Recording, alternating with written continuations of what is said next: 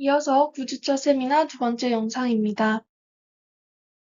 이번 영상에서는 프로그램의 효과를 평가하는 자료 제작을 하는 방법에 관해 알아보도록 하겠습니다. 평가는 프로그램의 질 관리를 위해 이루어지는 프로그램의 평가를 누구의 관점에서 하는지에 따라 객관적 효과 평가와 주관적 효과 평가로 나뉩니다. 객관적 효과 평가는 대체로 광범위한 자료 수집에 따른 전문가들의 판단에 의해 이루어지는 평가를 의미하고, 주관적 효과 평가는 수혜자 개개인의 주관적인 관점을 수집하여 이루어지는 평가를 의미합니다. 이번 영상에서는 교재에 나와 있는 각각의 효과 평가 중 실시해 볼 수 있는 객관적 평가 세 가지와 주관적 평가 두 가지를 가져와 보았습니다. 더 자세하고 다양한 평가 방법은 교재 339쪽에서 390쪽을 참고해 주시면 감사하겠습니다. 집단 비교 평가는 특정 프로그램을 경험한 집단과 그렇지 않은 집단 간의 결과를 비교하는 것입니다. 이를 통해 프로그램의 인과성을 효과적으로 더욱 정확하게 밝힐 수 있으며, 이를 위한 체계적인 연구 설계가 필요합니다. 앞에 나와 있는 두 설계는 예비 연구에서 내담자 집단이 나아졌는가와 같은 단순한 질문에 답할 수 있도록 해줍니다. 예비 실험 외에도 준실험, 실험 연구 설계 등이 있지만, 시간과 경제적 여건을 고려했을 때 예비 차원 연구에서 이루어지는 평가 설계를 시도해 볼 만하다고 판단해 가져와 보았습니다. 평가 설계는 평가 과정 중 언제, 누구로부터 측정값을 얻을지, 평가의 기준은 무엇인지, 얼마나 엄격하게 평가할 것인지에 대한 것을 정해야 합니다. 먼저, 단일 집단 사후 설계는 가장 기본적인 설계입니다. 프로그램 후 내담자가 더 나아졌는지를 결정하기 위해 실시됩니다. 프로그램 참가 이전에 참가자 상태를 평가할 수 없거나 그럴 필요가 없을 때 사용할 수 있는 방법입니다. 투자의 시간과 비용이 적게 들지만 장기적인 변화를 알 수 없고 중재의 차별적 효율에 대한 정보를 제공하지 못한다는 단점이 있습니다. 비동등 집단 사후 설계는 프로그램 참여 집단과 비참여 집단을 서로 비교하는 방법입니다. 비교를 통해 프로그램의 인과적 효과성을 분명히 할 수 있다는 장점이 있지만, 실험 집단과 통제 집단이 동질적임을 증명해야 하는 어려움이 있습니다. 마지막으로는 단일 집단 사전 사후 설계입니다. 이는 사전 사후 측정을 통해 프로그램 성과를 측정하는 방법입니다. 저희처럼 아직 프로그램이 시작되지 않았을 때 사용하기 적합하지만, 집단의 변화가 프로그램 때문인지 외적인 영역 때문인지 명확히 하기 어렵다는 단점이 있습니다. 만족도 평가는 제공된 프로그램이 수혜자의 여러 기대를 어느 정도 충족하고 있는지에 관해 수혜자의 관점에서 확인할 수 있는 방법입니다. 만족도 평가는 수혜자 개인만의 관점에서 경험한 프로그램을 평가하기 하기 위함이기 때문에 상대적으로 덜 위협적인 응답을 가능하게 합니다. 내담자 만족도 평가의 중요성은 평가의 유용성에서 비롯됩니다. 비싸지 않으면서도 해석이 용이하며 거창한 계획 없이 간단히 실행할 수 있습니다.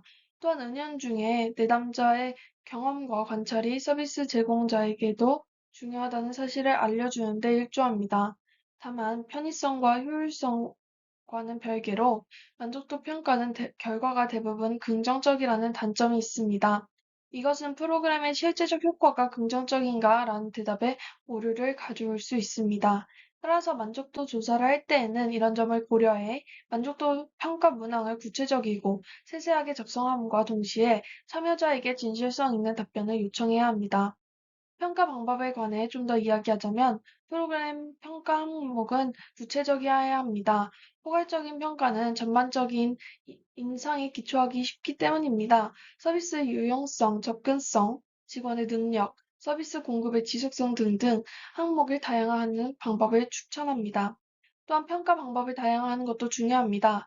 해당 프로그램과 유사한 다른 프로그램들이 어떤 방식으로 평가를 진행하고 평가를 받았는지, 그런 아이디어를 조사하여 시도해보는 것도 좋습니다. 평가 시점의 다양화도 중요합니다. 중도 탄력자의 의견도 중요하기 때문인데요. 따라서 가능하다면 매 회기마다 실시하며 중도 평가자의 의견까지도 수렴할 수 있는 방식을 추천드립니다. 만족도 평가의 예시입니다. 만족도 평가를 만약 작성하고 실시하시게 된다면 참고하시면 되겠습니다. 목표 달성 척도는 프로그램 활용에 따라 효과를 좀 더 구체적으로 평가하고 그 결과를 참여자 간에 비교할 수 있도록 해주는 방법입니다. 수혜자가 개인적으로 설정한 목표치를 스스로 수량화하여 평가하도록 하는 것입니다. 수혜자가 스스로 목표 달성 척도를 작성하기 때문에 앞에 나온 것과 같은 이득을 얻을 수 있습니다. 목표 달성 척도의 구성 요건은 두 가지입니다. 프로그램이 다루는 문제 영역과 목표의 구체성과 내담자의 연관성입니다. 모호하고 포괄적인 목표는 척도로 나타내기 어려우며 달성했는지의 여부도 모호해질 수 있기 때문입니다. 또한 주제와 관련 없는 목표를 설정하는 것은 프로그램 자체의 목표를 달성하기 어렵기 때문에 이에 대한 연관성도 한 번씩 고려하는 것을 중요하게 여깁니다.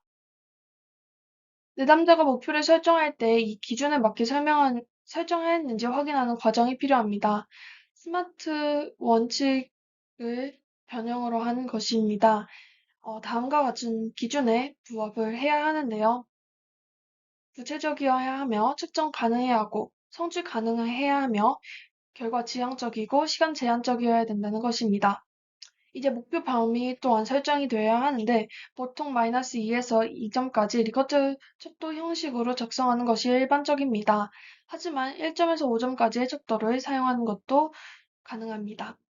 이후 평가 실시와 통계를 처리하는 방식은 시간 관계상 생략하도록 하겠습니다. 자세한 내용은 교재 376쪽에서 377쪽을 확인해 주시면 감사하겠습니다. 이런 목표 달성 평가에도 단점이 있습니다. 개인이 설정하는 목표인 만큼 목표의 지나친 주관성이 문제가 될 수 있습니다. 참가자가 스스로 목표 달성 능력을 과대평가하기도 합니다. 이 외에도 다양한 목표 안에서 이런 척도를 점수로 환산할 때 목표 간의 가중치가 고려되기 힘들다는 단점이 있습니다. 앞에 나와 있는 표는 목표 달성도의 평가의 예시입니다. 참고하셨으면 좋겠습니다. 네, 이상으로 영상을 마치도록 하려고 하는데요. 프로그램 효과를 평가하기 위해 어떤 방법을 조별로 택했는지 적어주시면 좋겠습니다. 이상으로 발표를 마치겠습니다. 감사합니다.